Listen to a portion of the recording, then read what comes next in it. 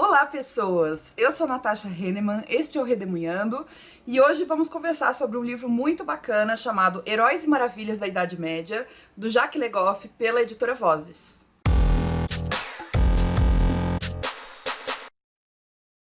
Bom, pessoal, este livro tem tradução da Stefania Matuzek, ele é uma edição de bolso da editora Vozes, e eu já vou comentar um pouquinho com vocês sobre o autor, sobre o próprio livro. Eu só queria deixar um recadinho aqui, se você quiser adquirir esse livro e me ajudar, por favor, se você for comprá-lo na Amazon, utilize o meu link que fica sempre aí no box de descrição, tá? Comprando por esse link você não paga nada mais por isso, nenhum valor é acrescentado ao valor do livro, mas o dinheiro todo, ao invés de ir pro dono da Amazon, uma pequena porcentagem vem pra mim, que sou uma produtora de conteúdo independente e tento trazer para vocês dicas de livros muito interessantes como este, por exemplo. De forma gratuita, que leva muito tempo, então se vocês puderem ajudar utilizando o link, eu agradeço muito. Esse link serve não só para este livro que estou indicando hoje, como para qualquer outro livro, qualquer outro produto que vocês quiserem comprar pela Amazon. E também, antes de eu começar a falar efetivamente sobre o autor e sobre o livro, eu tenho aqui no canal uma playlist chamada Papo de Historiadores, onde eu trago para vocês algumas obras da historiografia, às vezes a gente faz algumas análises. Eu vou deixar a playlist para vocês também aí no box de descrição e aqui nos cards. Jacques Le Goff é um historiador francês, ele é especialista em Idade Média francesa, nasceu em 1924 e faleceu em 2014. Ele faz parte de uma corrente, entre aspas, historiográfica chamada Escola dos Annales. A Escola dos Annales na França proporcionou uma certa mudança na maneira como as pessoas escreviam história. Porque antes dos Annales, a história francesa era muito ligada em fatos políticos, em tentar mostrar os grandes heróis da história. E a Escola dos Annales, principalmente a primeira geração, propuseram uma certa mudança no olhar que a história traria. Então, uma ampliação no tipo de documento que a história deveria utilizar como fonte, ou poderia utilizar como fonte. Houve uma expansão dessa ideia, então a história passou a não só olhar para documentos oficiais, escritos, como também para documentos de imagens, músicas, filmes, fotografias, obras de arte, tudo que pode ser considerado hoje também, né, como documento. E o Le Goff, ele faz parte da terceira geração dessa corrente chamada Escola dos Annales. Se você quiser saber mais sobre os Annales, tem um episódio muito interessante, maravilhoso mesmo, do podcast História FM, produzido pelo Iclis Rodrigues, historiador e apresentador também do canal Leitura Obriga História. O episódio é o número 53 e o Iclis entrevista o Jogi Guimarães Yamashita sobre os Annales, episódio 53. Eu vou deixar o link para esse episódio do podcast aí no box de descrição, porque vale demais a pena ouvir. Mas enfim, uma das novidades que os Annales propõem e que o Jacques Le Goff vai usar nesse livro é a ideia de diferentes durações. Como eu disse, por muito tempo a história ficou focada nos fatos políticos. Os fatos são eventos de curta duração. Então, por exemplo, no Brasil, o Grito do Ipiranga, entre aspas, da maneira como ele foi oficializado na história, ele é considerado um evento, um fato. Não significa que o Grito do Ipiranga foi a causa da independência do Brasil, entende? Ele foi só um fato que simbolizou aquilo, então ele virou um marco. Mas, na verdade, para ocorrer a independência do Brasil, se é que ela ocorreu de fato, precisou de um processo muito longo. E o que os historiadores dos Annales propõem é que a gente olhe para a história a partir de várias durações diferentes. Então, tudo bem, a gente pode analisar os fatos e os eventos que são de curta duração, mas a história também deve olhar para camadas que são mais profundas e que são mais duradouras da história. Então, por exemplo, para eles existe uma história de média duração, que são os contextos. A gente pode explicar a independência do Brasil, talvez, com o processo desde a chegada da família real, em 1808, até depois da independência, com o reconhecimento da independência por outros países. Percebam que não é mais só um fato que vai explicar a independência, e sim todo um contexto. O foco do Le Goff neste livro, e de vários historiadores influenciados pelos Annales, é na longa duração. A longa duração é a camada mais profunda da história, é aquela que muda com muita lentidão e geralmente está ligada às mentalidades. Então, as mentalidades permanecem as mesmas por muito tempo, muito mais tempo, se comparadas ao contexto, se comparadas aos eventos. Imagina que são 3 camadas mesmo. A camada mais superficial dos eventos muda muito rápido. A camada intermediária é de média duração, que são os contextos. E a camada mais fixa que tem, a mais profunda da história, são as estruturas. E geralmente tem a ver com as mentalidades. Eu acho que aqui no Brasil a gente pode pensar na escravidão como sendo uma mentalidade, como sendo uma estrutura, e isso traz junto o racismo, por exemplo, né? Enfim, e vários outros. Mas só para ficar no nosso exemplo do Brasil. Tá bom, Nath, mas o que tem tudo isso a ver com o livro do Legoff? Vamos lá. Neste livro, pequenininho, de bolso, o Legoff propõe nos apresentar alguns heróis e algumas maravilhas. E aqui incluem principalmente ambientações típicas da Idade Média e que entraram para o imaginário, seja o imaginário medieval, seja o imaginário atual. E aí entra a ideia de longa duração, né? Porque são estruturas mentais tão de longa duração que elas já estão aí há séculos e a gente continua falando sobre elas. Eu vou ler o sumário aqui para vocês verem quais são os heróis e maravilhas de que ele trata neste livro. Ele fala sobre Arthur, a Catedral, Carlos Magno, o Castelo Medieval, o Cavaleiro e a Cavalaria, El Cid, o Claustro, Cocanha, o Jogral, o Unicórnio, Melusina, Merlin, o Bando Relequim, a Papisa Joana, Renart o Raposo, Robin Hood, Rolando, Tristão e Isolda, o Trovador e o Troveiro e a Valquíria. Então percebam que existem aqui personagens que são míticos, lendários, outros que são históricos, mas que também acabam ultrapassando um pouco essa fronteira do histórico mesmo e entrando num mundo mais fantasioso. Tem também alguns lugares físicos, né, como a catedral, o castelo, e tem um animal específico, que é o unicórnio, um animal fantasioso. E na introdução ao livro, Legoff explica tudo, assim, por que ele escolheu esses personagens e esses elementos para aparecerem nos capítulos deste livro. Aliás, a introdução é magnífica e vale muito a pena. E no prefácio a gente consegue conhecer as intenções principais do Legoff quando ele escreve esse livro. A primeira, ele quer insistir na importância do imaginário na história, que é uma coisa que antes dos Annales não era considerada importante para a história, né? O mais importante eram os acontecimentos políticos, econômicos, no máximo. Mas o imaginário, como as pessoas pensavam, o que as pessoas pensavam, como é que isso influenciava na vida delas, não era uma questão. E a partir dos Annales, não só é uma questão, como é uma das mais importantes questões. E o imaginário, na definição dele, não se refere apenas à imaginação dos europeus medievais. Ela engloba a criação e o uso, e aqui eu vou citar página 13 do livro, uso das imagens que fazem a sociedade agir e pensar, visto que resultam da mentalidade, da sensibilidade e da cultura que as impregnam e animam. Então o imaginário é uma coisa muito ligada à cultura que se tinha. O segundo propósito do livro, acho que talvez seja o mais evidente, é mostrar o quanto a Idade Média criou heróis, criou maravilhas que perduraram por muito tempo no imaginário, inclusive alguns até hoje. Porque muitos desses elementos reverberam ainda na literatura, no cinema, nos quadrinhos.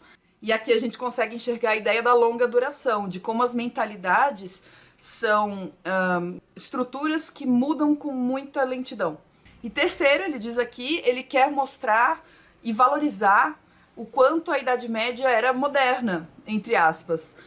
Indo contra aquela ideia super corrente que a gente vê por aí direto, de que a Idade Média foi, entre aspas, a Idade das Trevas, um período completamente reduzido à ignorância, à superstição, à violência, e a gente sabe que foi um período super complexo, ele não era só violência, só superstição e só intolerância, enfim. Essa ideia da Idade Média ser estagnada, ser atrasada, é uma ideia muito preconceituosa. E nesse livro a gente consegue ver um pouco de como a Idade Média foi dinâmica e do quanto ela criou coisas maravilhosas também, não só coisas ruins, que é o que a gente costuma lembrar. Vira e mexe tem uma notícia por aí, né? Ah, o Brasil parece a Idade Média, no sentido de que o Brasil sofreu um retrocesso, como se a Idade Média fosse um retrocesso. Então é sempre necessário tomar cuidado com esse tipo de visão, porque ela é preconceituosa e ela é muito redutora. Então, como eu já mencionei, a introdução deste livro é sensacional, porque nela o autor delimita tudo o que ele vai falar. Ele tem muito cuidado em explicar os termos-chave, por exemplo, o que é um herói na Idade Média, o que é uma maravilha, o que esses termos significam, o que é imaginário. Ele faz o recorte temporal e o recorte espacial do que ele vai tratar aqui. Então é um livro que fala de Europa o tempo todo. E o período medieval para o Legoff é um período de longa duração. Ele não são só os 1000 anos que a gente tradicionalmente vê na escola, do século V ao século XV. Ele estende a Idade Média até o século XVIII. Mas mesmo que ele faça esse foco no tempo e no espaço, isso acaba também transbordando, porque em todos os capítulos ele vai acabar falando sobre como, por exemplo, o romantismo do século XIX acaba ressuscitando alguns desses heróis, algumas dessas maravilhas no imaginário europeu e tal. E nessa introdução ele também explica as escolhas que ele fez, por que ele escolheu esses personagens, esses lugares, esse animal para falar nos capítulos do livro. Por que ele deixou de fora algumas outras tão influentes? Então ele é muito, muito honesto quando ele escreve essa introdução e esse prefácio. Ele deixa super claro que ele fez uma seleção. E é isso que muita gente não entende sobre a história, né? Acha que o historiador ele usa a opinião dele, e não é isso. É que o historiador precisa selecionar épocas, selecionar temas. E isso, claro, vai refletir um pouco do gosto pessoal dele, do acesso que ele tem a documentos, mas não significa que ele está colocando a opinião dele quando ele escreve uma tese, um artigo. Não é para confundir essas duas coisas. E quando a gente diz que um historiador não é neutro, é isso que a gente quer dizer. Ele não é neutro porque ele tem que fazer escolhas e deixar algumas coisas de fora, incluir outras, mas não que ele coloque uma visão política que ele queira, sei lá, provar a partir do trabalho dele de historiador. E aí aqui no vídeo, para não ficar muito longo, eu vou mostrar para vocês como é que funciona a estrutura dos capítulos deste livro. Eu escolhi 3 para mencionar aqui para vocês. O primeiro capítulo, chamado Arthur, a gente vai conhecer essa figura já conhecida pela maioria de nós, que é o rei Arthur, um herói medieval que se tornou um personagem mítico. Existem indícios de que ele tenha existido mesmo, historicamente falando, mas o que ele virou foi um fenômeno, né? Depois que ele se mitificou, que virou uma lenda, ele adquiriu muitas características e por isso ele é um personagem que brinca com esses limites entre o real e o imaginário, a ficção e a história. Como eu disse, ele é um personagem que provavelmente existiu, mas que a gente não tem muita informação sobre ele. E é claro, o personagem histórico meio que só inspirou a lenda do rei Arthur. E aí no primeiro capítulo, Legoff vai nos descrever o Arthur como um guerreiro bretão que combateu os saxões, e a gente conhece essa história por meio de crônicas que foram escritas no século IX, depois no século XII, e como ele é um herói celta que se associa fortemente a uma ideologia, uma identidade nacional britânica. Nesse primeiro capítulo nós somos apresentados a vários elementos que fazem parte desse mito arturiano, aqueles que sobreviveram ao tempo, né? Como por exemplo Lancelot, Percival, a Távola Redonda, Excalibur, o Graal. E mais do que só sermos apresentados a esses elementos, nesse primeiro capítulo, o Legoff ele consegue explicar pra gente certos simbolismos ligados, por exemplo, a Távola Redonda. Também seria um símbolo da totalidade do mundo, da globalidade do universo. E como uma utopia igualitária, mesmo numa época profundamente hierarquizada, como era a sociedade medieval europeia. A Távola Redonda tem esse símbolo de uma utopia em que todos são iguais. Fala dos lugares arturianos, então Tintagel na Cornualha, Avalon, Camelot, o monastério de Glastonbury, e ele pincela o uso político que se faz posteriormente do personagem Arthur, rei Arthur, como símbolo do rei da Inglaterra e como ele forma uma espécie de parzinho com Carlos Magno, da França, e esse parzinho por aproximação e por oposição. Da França, entre aspas, tá bom? A França ainda não existia enquanto país, nem a Inglaterra.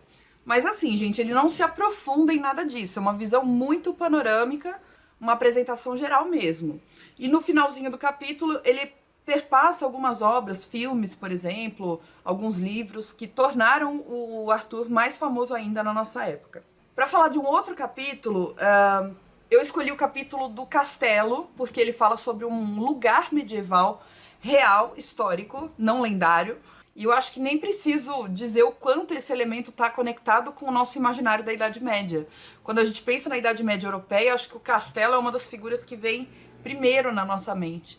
E o Le Goff vai contando sobre as origens do castelo, as evoluções que o castelo vai sofrendo estruturalmente, funcionalmente, porque inicialmente o castelo era uma fortaleza de guerra, só.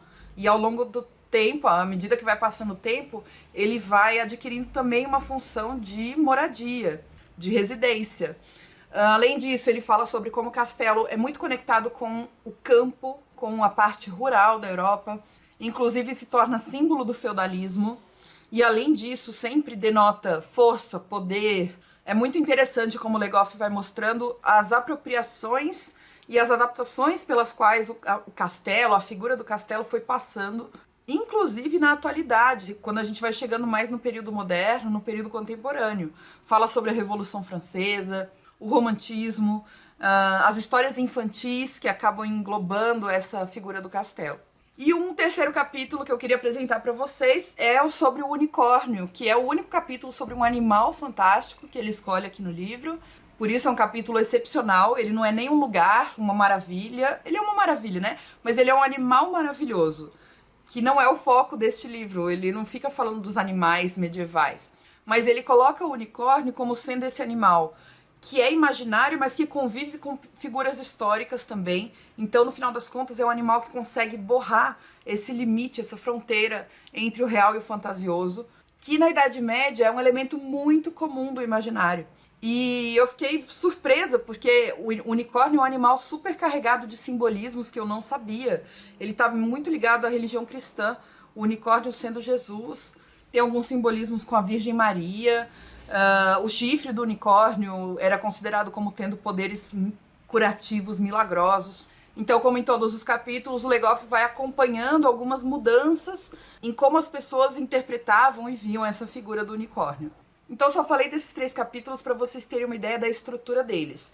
Mas falando do livro de uma forma geral, das minhas impressões, eu gosto muito, muito desse cuidado que o Le Goff tem em ser explícito em todas as escolhas que ele faz, os recortes. Eu acho isso de uma honestidade intelectual gigante, porque ao mesmo tempo que ele reconhece os limites do texto dele, ele consegue também apresentar um rigor metodológico que é muito importante para um historiador.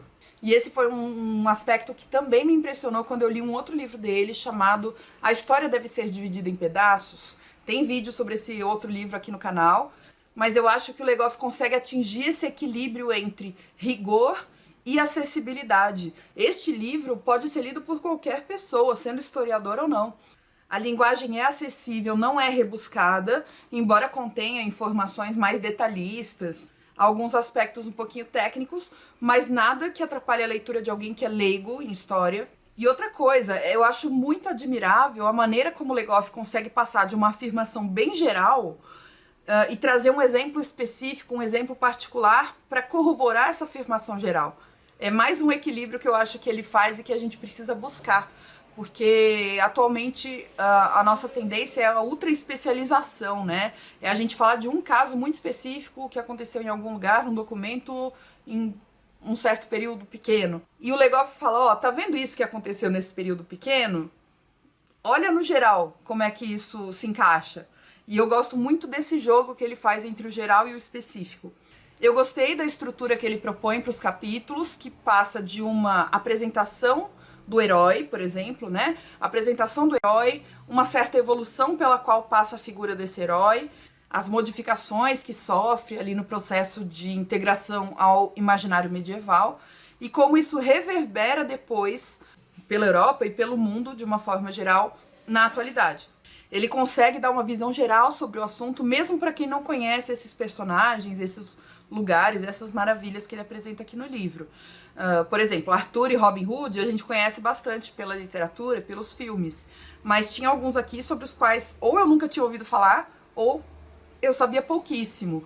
Esse bando Harlequin, Melusina, Renarte o Raposo, mas a apresentaçãozinha geral que ele faz aqui dá pra gente se localizar e dá pra gente entender quem eram esses personagens. Entretanto, eu tenho algumas críticas. A primeira é que eu acho que falta um certo aprofundamento quando ele fala sobre o presente. À medida que ele vai avançando no tempo, chegando no período contemporâneo, parece que ele só joga uma informaçãozinha e vai embora. Inclusive, eu acho que a finalização que ele faz dos capítulos é meio fraca. É uma finalização muito abrupta e que não analisa com complexidade como é que esses elementos no imaginário medieval aparecem hoje. Segundo, eu achei alguns capítulos muito melhor desenvolvidos e analisados do que outros. Eu imagino que isso seja natural, ele deve ter pesquisado mais alguns do que outros. Mas tem umas diferenças muito grandes. Por exemplo, o capítulo do Arthur, que foi o que eu falei aqui pra vocês, ele é super detalhado, cheio de referências, análise sobre significados, simbolismos.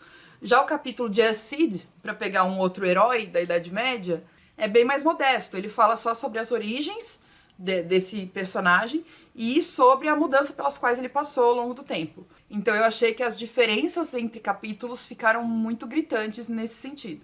E por causa disso, os meus capítulos favoritos foram os primeiros. Para vocês terem uma noção dessa questão do detalhamento, eu peguei mais ou menos o número de páginas que os capítulos ocupam aqui no livro. Os 5 primeiros capítulos, que são os mais detalhados, eles ocupam 63 páginas. Os últimos 15 capítulos têm que se espremer em 110 páginas. Eu acho que pela proporção de páginas a gente consegue perceber essa diferença no nível de detalhamento, de complexidade que o autor dedica a cada um desses temas. E uma outra crítica tem um pouco a ver com a edição, que eu achei confortável assim na hora da leitura, a qualidade do papel é boa, tudo, só que as margens são muito, muito estreitas. Esse é um livro que às vezes dá vontade de anotar e fica tudo muito espremido, porque a margem é pequenininha. A minha unha aqui, para vocês compararem. E outra coisa, o livro traz algumas imagens, mas são poucas e são imagens todas em preto e branco. Eu sei que tem a ver com a proposta do livro, ser um livro de bolso, ser um livro bem barato e acessível, mas seria tão rico se tivessem imagens, mais imagens, imagens coloridas. E algumas dessas críticas também foram feitas pelo Bruno Rosa. O Bruno é um historiador medievalista brasileiro, que tem um canal aqui no YouTube, tem uma série de podcasts por aí também, mas o canal dele chama-se Clio História e Literatura. E eu vou deixar para vocês aí no box de descrição o link para o vídeo em que ele fala sobre esse livro também, Heróis e Maravilhas da Idade Média. Então, para finalizar aqui, a linguagem e a abordagem do livro são muito atrativas, e além disso, o tamanho do livro ajuda no nosso ânimo para lê-lo. Ele é pequenininho, ele tem 200 páginas, sem contar a bibliografia. Com a bibliografia ele tem 230 quase. E os capítulos são relativamente curtos, principalmente quando vai para o final, eles têm 5, 6 páginas. Eu acho uma excelente pedida para quem gosta de história, para quem gosta de Idade Média e de literatura, porque é um livro que explica vários elementos que aparecem em literaturas, inclusive atuais, mas clássicas também. E se você for pegar séries, filmes, também são cheias dessas referências medievais que são apresentadas pelo Le Goff. E ele dá essa ideia pra gente das durações diferentes, que eu acho uma das maneiras mais legais da gente pensar a história. Como é que funciona essa longa duração, quais são as rupturas e as continuidades, as permanências que acontecem ao longo do tempo, quais foram as modificações que foram acontecendo ao longo desse período que a gente trata como um grande bloco, que é a Idade Média. Então também contribui para desmistificar essa ideia preconceituosa de que a Idade Média foi um período somente de coisas negativas. E além disso, é um livro delicioso, principalmente os primeiros capítulos, foram os que eu mais gostei, como eu disse. Se você é professor de história, vale muito a pena ler e selecionar alguns desses capítulos para os seus alunos lerem, para eles perceberem também como é que os historiadores escrevem. Nem todo historiador escreve difícil, que também é um estereótipo que se tem por aí. E é isso, espero que vocês tenham gostado da apresentação do livro. Queria agradecer a Nelly, que foi uma colega, professora de história, que leu junto comigo. A gente fez uma leitura conjunta. Obrigada! E obrigada a vocês também pela companhia. Se vocês tiverem alguma indicação de livro que fale sobre a Idade Média, algum outro livro do Legoff que vocês acham bom, por favor, deixa aí nos comentários e me conta o que vocês acharam do vídeo e o que vocês acharam do livro, se vocês já leram também, tá bom? Um beijo, não esquece de deixar um joinha pra mim. Até o próximo vídeo e tchau!